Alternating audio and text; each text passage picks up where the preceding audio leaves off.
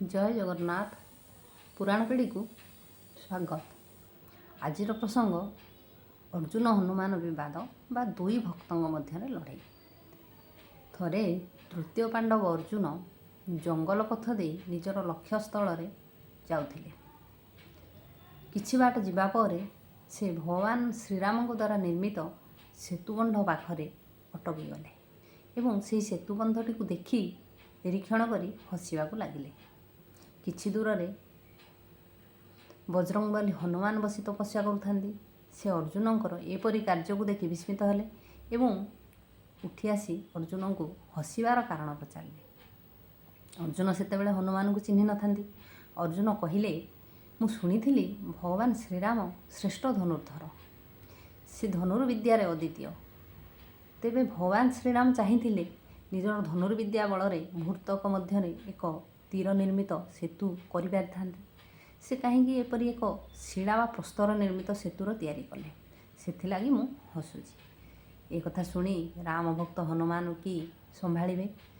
से कहिले, भगवान श्रीराम जे अद्वितीय धनुर्धर एथिरे संदेह नहीं, मात्र से यही शिला निर्मित सेतु निर्माण करिवार एक कारण अछि। भगवान श्रीराम को सेनाबाहिनी रे प्रचंड बा भीषण बलधारी योद्धा माने थिले।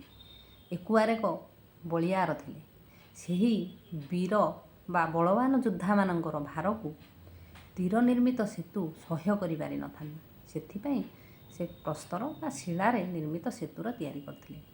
ए कथा शुणी अर्जुन सहजरे मानि नेले नहीं। दुई भक्तों मध्य कथा कटाकटी चलला। एथर शर्त लागिला। अर्जुन कहिले, मु एक तीर निर्मित सेतु निर्माण करी, तुम्हें जदि चाली ता ऊपर देखे भांगीदेव तेबे मु तुम कथा को मानि नेबी एवं मोर धनुर्विद्या को त्याग करदेवी। वीर हनुमान भी कहिले, तुम्हें जो धनु बा सर निर्मित सेतुर निर्माण कर मु जदि ताको भांगी न पारि तेबे मु सबुदिन पई तुम पाखरे हार स्वीकार करी। एहीपरि शर्त लागिला। शर्त लागिबा परे अर्जुन निजर धनुर्विद्या बल एक सर निर्मित सेतु तैयारी कले।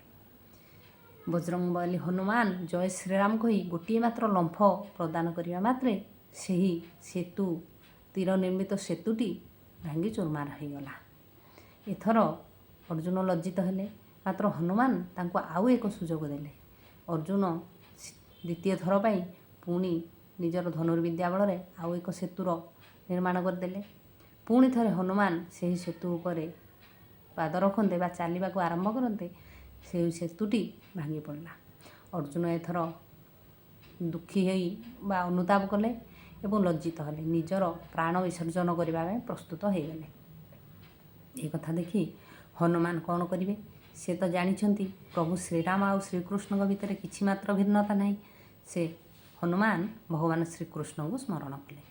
भगवान श्रीकृष्ण आसी उपस्थित हेले एवं सखा अर्जुन को एपरी कार्यरू विरत कराइले एवं हनुमान को परिचय देले। ये जे जने साधारण बानर नुहंती, ये होउछंती कपिश्रेष्ठ हनुमान। एक कथा जणाइदेले।